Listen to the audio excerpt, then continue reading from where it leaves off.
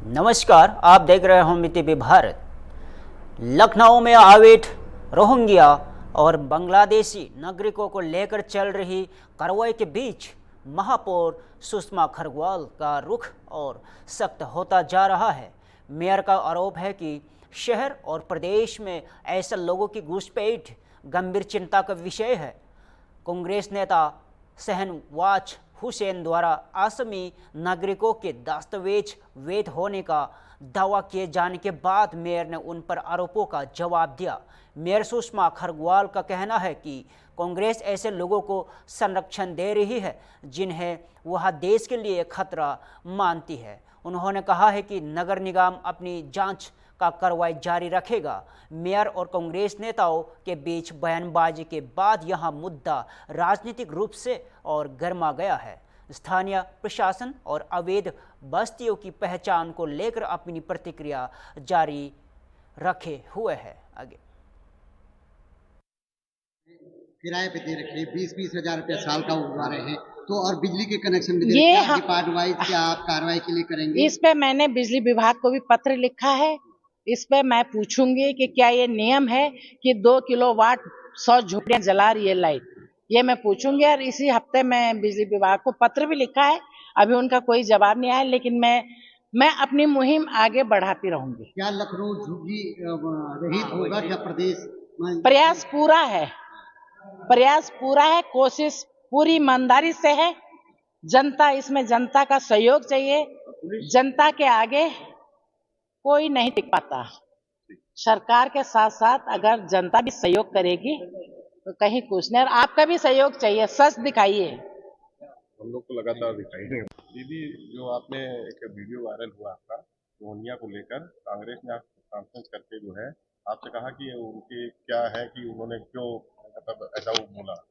ऐसा है, ये कैंसर की बीमारी जो है ये कांग्रेस ने ही दी है, और कैंसर धीरे धीरे फैलता है और एकदम फैल जाता है। तो ये जो बांग्लादेशी रोहिंग्या हैं ये सब कैंसर हैं, और ये देश पे एक कैंसर के जैसे फैल गए हैं। ये कांग्रेस की देन है। दीदी, आज उन्होंने कहा कि 15 दिन का आपने वहाँ जाकर के उनके साथ डकैती की है, बंगले के तो आसामी हैं और उनके अंदर तोड़ा है, उनके सामान किया है, माफी मांगी 15 दिन के अंदर। ऐसा है, डकैती वो करते हैं, माफी उनको मांगनी चाहिए, उनके नेता को माफी मांगनी चाहिए। हम लोग आप साबित करें कि डकैती करते हैं? डकैती वो कर रहे हैं, कैंसर पैदा उन्होंने किया है। माफी उनको मांगना चाहिए देश से। अब तक कितने रोहिंग्या बांग्लादेशी पकड़े गए लखनऊ में? 160 तो LSA कंपनी से भाग लिए, चले गए जिस दिन जांच शुरू हुई थी। 50 जब पहले पिछले साल दिसंबर में मैंने कार्रवाई की थी तो उस समय चले गए थे। और मैं फिलहाल 2.5 साल हूं मैं, और 2.5 साल तक इस कार्य को करती रहूंगी। हम देश के हित में काम करते हैं, हम सैनिक हैं। मैं सेना परिवार में पैदा हुई हूँ, सेना परिवार में भी आई हूँ, और जो है सेना के अंदर जो एक अपने देश प्रेम का खून है वो मेरे अंदर है, और मैं अपने देश के खिलाफ कोई काम नहीं होने दूंगी। ये जो कैंसर है इसको लखनऊ से साफ करूंगी। लखनऊ से फिर कहाँ जाएंगे? ये जहां जाए, मतलब किसी और जिले में चले गए तो फिर सफाई का क्या मतलब है? बिल्कुल सफाई हो रही है, और सफाई का ही मतलब है। बड़ी खबर राजधानी लखनऊ से। हजरतगंज चौराहे पर आज बरेली से आए लोधी समाज के लोगों ने बीजेपी के पूर्व जिला अध्यक्ष पूरन लाल लोधी के खिलाफ जोरदार प्रदर्शन किया। प्रदर्शनकारियों का आरोप है कि पूरन लाल लोधी ने एक ही परिवार के कई सदस्यों पर फर्जी मुकदमे दर्ज कराए हैं। प्रदर्शन में हिंदू युवा वाहिनी और गौरक्षा दल के लोग भी शामिल हुए। इसी दौरान एक महिला प्रदर्शनकारी रोते बिलखते हुए मुख्यमंत्री योगी आदित्यनाथ से न्याय की गुहार लगाती दिखाई दी। हालांकि पुलिस ने मौके पर पहुंचकर सभी प्रदर्शनकारियों को डिटेंट कर इको गार्डन भेज दिया, और फिलहाल पूरे मामले को लेकर पुलिस और प्रशासन स्थिति पर नजर बनाए हुए हैं।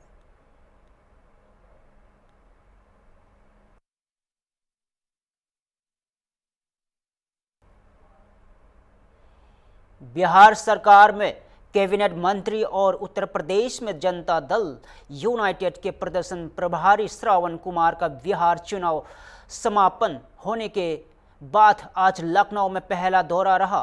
लखनऊ में पार्टी कार्यालय पर आयोजित प्रेस कॉन्फ्रेंस में श्रावण कुमार ने उत्तर प्रदेश में जेडीयू के सदस्यता अभियान की शुरुआत का ऐलान किया। उन्होंने बताया कि सदस्यता अभियान के लिए सभी जिलों में प्रभारियों की नियुक्ति कर दी गई है और जहां जहां संगठन मजबूत होगा वहां पार्टी फिलहाल अकेले चुनाव लड़ेगी। श्रावण कुमार ने कहा कि बिहार में जेडीयू भाजपा की सहयोगी पार्टी है, लेकिन उत्तर प्रदेश में उनके कार्यकर्ताओं के साथ गलत घटनाएं होने की शिकायतें मिली है। उन्होंने यहां भी कहा है कि इस मुद्दे पर सरकार से कार्रवाई की मांग की जाएगी। 2027 में उत्तर प्रदेश चुनाव में जेडीयू अकेले लड़ेगी या भाजपा के साथ, इस पर उन्होंने कोई स्पष्ट बयान नहीं दिया। वही केडिन कफ सिरफ मामले में पूर्व सांसद धनंजय सिंह का नाम आने पर मंत्री श्रावण कुमार जवाब देने से बचते नजर आए।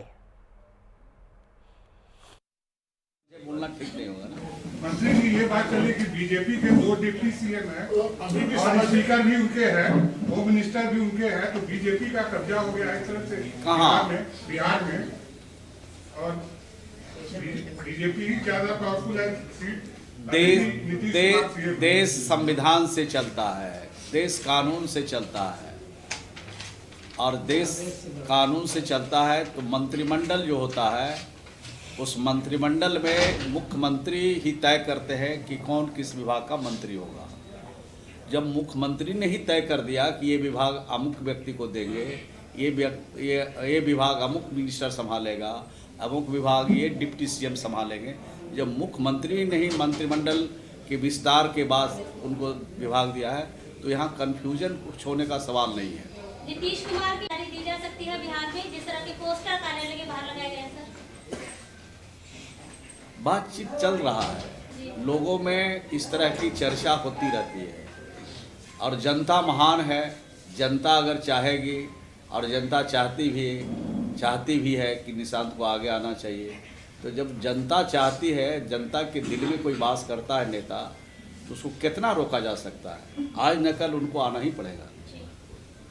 बिहार चुनाव और यूपी की राजनीति को लेकर क्या बोलिए, संगठन को लेकर के?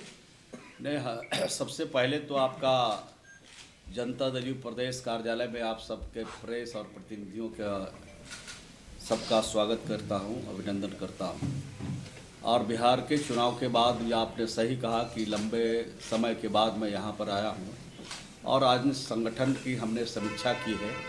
जहां जहां कुछ कमी पाई है, निर्देशित किया है कि वहां पर संगठन को बढ़ाने के लिए काम किया जाए और हमारे कार्यकर्ताओं के साथ इस प्रदेश में कुछ घटनाएँ भी हुई है, उसके लिए प्रदेश अध्यक्ष जी को हमने जवाबदेही दी है कि यहाँ के प्रदेश की सरकार से वार्ता करके उन घटनाओं में जो लोग संलिप्त हैं उन पर सख्त से सख्त कार्रवाई करें और आगे संगठन को और धारदार बनाने के लिए हर जिला में एक एक प्रभारी और प्रभारी उनको और नीचे हर विधानसभा में एक प्रभारी कि आज वहाँ पर जवाबदेही देने का काम संगठन की तरफ से किया गया है। निश्चित रूप से हम उत्तर प्रदेश में भी संगठन को बढ़ाएंगे और सदस्यता अभियान को भी धारदार तरीके से चलाएंगे। मंत्री जी, एक सवाल, बिहार क्या यूपी से भी कोई कार्यकर्ता राज्यसभा में आएगा? ये तो बड़े नेताओं का विषय आपने उठा दिया। क्योंकि झारखंड से मैं बड़े नेताओं में से नहीं हूँ, मैं एक जनता दल यू का कार्यकर्ता हूँ और ग्राम पंचायत से लेके अभी तक राज्य के मंत्री का दायित्व मुझे सौंपा गया है और उस रूप में मैं काम करता हूँ। दूसरे प्रदेशों से भी हमारे राज्यसभा के सदस्य जाते रहे हैं, उत्तर प्रदेश से भी गए हैं, झारखंड से भी अभी गए हैं। समय आएगा तो उसका भी रास्ता जब बना हुआ है तो निश्चित रूप से संगठन को बढ़ाने के लिए किया जाएगा। लेकिन उसके कबल अभी जो चुनाव होने वाले हैं, पंचायत के चुनाव होने वाले हैं, यहाँ पर जिला के चुनाव होने वाले हैं, ये सब में अभी यहाँ पर हमारे कार्यकर्ता बड़े पैमाने पर लगेंगे और जहाँ संगठन मजबूत होगा वहाँ लड़ेंगे। अब 2027 का असेंबली इलेक्शन होने जा रहा है, तो अभी इस पे तो क्या जेडीयू अभी तो देर है, जी अभी काफ़ी, अभी 2025 ही चल रहा है, 26 पार करेगा तब ना 27 में लेकिन आएंगे। सर 26 में तो शिक्षक संघ वाला एमएलसी का जो चुनाव है उसमें आपकी पार्टी का क्या स्टैंड है? बातचीत करेंगे, अभी तो संगठन के बारे में बातचीत किया है, और हमारे एक रजनीश जी हैं, लड़ते रहे हैं, चुनाव लड़ते रहे हैं स्थान तक, तो रजनीश जी उस दिशा में अभी भी लगे हुए हैं, और लगे हुए हैं तो चुनाव से पहले जो प्रक्रिया है, जो बातचीत है दूसरे संगठन के, उस सब प्रक्रिया पूरा करके इन कामों को आगे अंजाम दिया जाएगा। मंत्री जी, जेडीयू उत्तर प्रदेश के वो अपने आप को मानते हैं कि यूपी में खासकर विपक्ष के रोल में रह रहे हैं, क्योंकि यहाँ पे उनको ना तो किसी संगठन में बीजेपी ने किसी एडजस्ट किया है, ना किसी पदाधिकारी बनाए, इसको आप कैसे देखते हैं? ये बात आपने सही कहा, कार्यकर्ता थोड़े हमारे निराश जरूर हैं इस बात से कि यहाँ पे भी हमारी सरकार है, एनडीए की सरकार है, और जिस हिसाब से हमको तवज्जो मिलना चाहिए नहीं मिल रहा है, तो स्वाभाविक है, निराश होना तो स्वाभाविक है। मनुष्य एक सामाजिक प्राणी है, एक प्राणी को पूरा और दूसरे प्राणी को तिनका भी नहीं, तो थोड़ा निराशा तो है, बातचीत करके इसको भी हल करेंगे। मंत्री जी, राष्ट्रीय महासचिव हैं या नहीं वर्तमान में? ये तो हमारे राष्ट्रीय अध्यक्ष बताएंगे, हमारा विषय कहाँ है। अरे तो मंत्री आप हैं, इतना तो मंत्री प्रभारी है, धनंजय जी भी यूपी से है, प्रोटीन सिरप के बड़े आरोप उन पर लग रहे हैं, उस पर क्या कहना है आपका, अगर वो आपकी पार्टी में है? अभी जांच पड़ताल करके आपको जरूर बताएंगे अगले बार। उत्तर प्रदेश में 12 से 29 दिसंबर तक चलने वाली किसान पाठशाला को सफल बनाने के लिए आज लखनऊ के योजना भवन में कृषि विभाग की ओर से एक महत्वपूर्ण कार्यशाला आयोजित की गई। बीसी के माध्यम से सभी जनपदों के अधिकारियों को किसान पाठशाला की तकनीकी रूपरेखा समझाई गई। कृषि विभाग के निदेशक पंकज त्रिपाठी ने बताया कि पाठशाला में किसानों को रबी और आगामी जायद फसलों के बारे में वैज्ञानिक और तकनीकी जानकारियाँ दी जाएगी, जिसमें फसल संरक्षण, पोषक तत्व प्रबंधन और आधुनिक कृषि तकनीकों को समझाया जाएगा। उन्होंने बताया कि पूरे उत्तर प्रदेश में 22,000 स्थानों पर किसान पाठशाला आयोजित की जाएगी। पाठशाला में 80% हिस्सा तकनीकी जानकारी और 20% हिस्सा विभागीय योजनाओं को समर्पित होगा। प्रदेश के कृषकों भाइयों को रबी फसल एवं आगामी जायद फसल के तकनीकी बिंदुओं पर आने वाले समय में क्या सावधानियां रखनी हैं, कैसे पोषक तत्व प्रबंधन करना है, कृषि रक्षा के क्या उपाय अपनाए जाने हैं, साथ ही पशुपालन, दुग्ध पालन, औद्यानिक फसलों, मत्स्य पालन, रेशम पालन जैसे विषयों पर तकनीकी जानकारी देने हेतु किसान पाठशालाओं का आयोजन कृषि विभाग द्वारा किया जा रहा है। और इसके प्रथम चरण के रूप में आज प्रत्येक जनपद के अधिकारियों एवं कर्मचारियों को उनके विषयों और विभिन्न विभागों के माध्यम से तकनीकी जानकारी उपलब्ध कराई गई है। कब से कब तक रहेगा? यह कार्यक्रम हमारा 12 दिसंबर से 29 दिसंबर तक आयोजित होगा, जिसमें लगभग 22,000 स्थानों पर, विशेष करके इसमें 6,800 जो समितियां हैं और हमारे किसान कल्याण केंद्र हैं और ग्राम पंचायत हैं, तो यहाँ पर हम लोग पूरे प्रदेश में कार्यक्रम करेंगे। और यह लगभग 3 घंटे का कार्यक्रम होगा, जिसमें कृषि विभाग, कृषि विश्वविद्यालय, कृषि विज्ञान केंद्र, उद्यान विभाग, पशुपालन विभाग, मत्स्य पालन विभाग और अन्य विभागों, सहकारिता विभाग के भी योजनाओं की जानकारी उपलब्ध कराई जाएगी, जिसमें हमने तय किया है इसमें 80% भाग तकनीकी होगा और 20% भाग योजनाओं की जानकारी का होगा, जिससे कि किसान तकनीकी रूप से यदि किसान सक्षम हो जाएंगे तो निश्चित रूप से योजनाओं का लाभ अच्छा उठा पाएंगे। इसलिए यह कार्यक्रम हमने प्रारंभ किया है और संभावना है कि हमें इसे उच्च स्तर माननीय कृषि मंत्री, माननीय मुख्यमंत्री जी द्वारा इसे उद्घाटित किया जाएगा।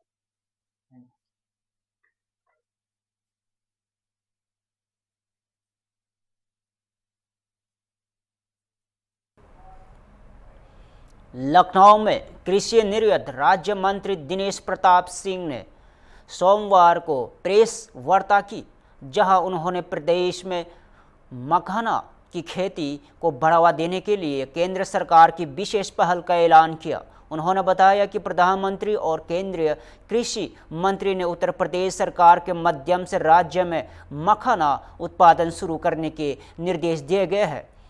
इसके लिए भारत सरकार ने 158 लाख रुपए स्वीकृत किए गए हैं, ताकि तालाबों के चयन से लेकर तकनीकी तैयारियों तक सभी प्रक्रिया पूरी जा सके।